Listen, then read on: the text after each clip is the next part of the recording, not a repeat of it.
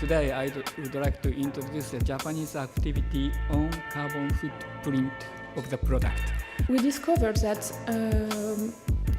that people wanted to have more information in order to have a good way of consumption.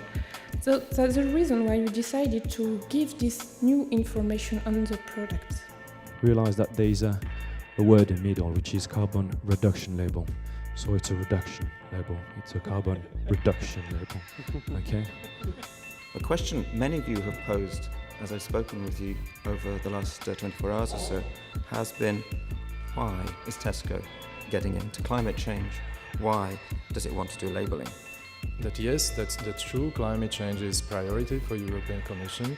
That is our national guideline of the carbon footprint. I'm going to give more insight on the methodology we've developed and applied with Casino on the carbon footprint and try to link it with the current development on environmental labeling in France. What is the policy perspective?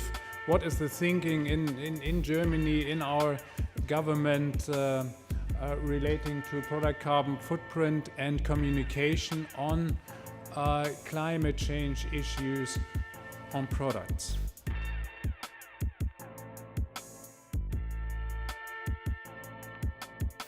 Carbon footprint will become effectively the key to unlocking the doors and designing the corridors into the low-carbon marketplace. It is really refreshing to be here and to speak to practitioners. This forum and forums like it converge towards a standard across the world. That's very important for us. It's extremely important to work together to internationally address these common needs. Some learnings from the UK experience in our last 2 years. Product carbon footprints, they can do what they're supposed to, so they can identify those hotspots. They can give you meaningful insights into your strategy, what you should aim for, what you should be doing. The good message, we don't create an own standard.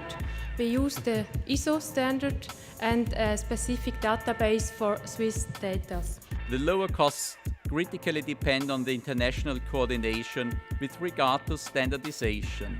Do not assume when you think about carbon labelling, carbon footprint, that the product is more expensive. It is not. I think there is even a greater need for having a harmonized approach. Then perhaps that's something that we should consider in designing sort of a practical and more cost-efficient international standard.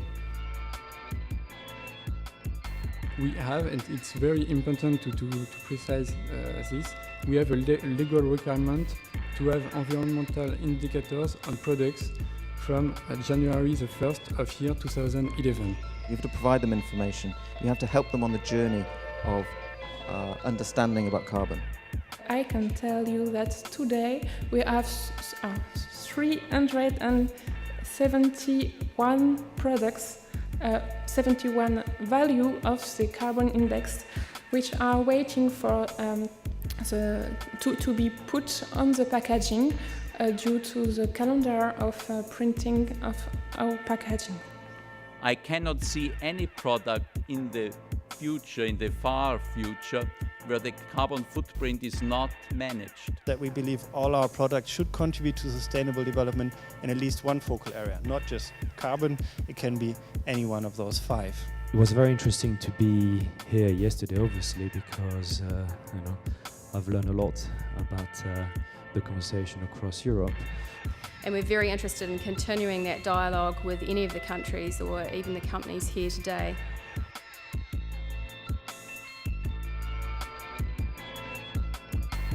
So, and consumers have these questions. It's time to do something.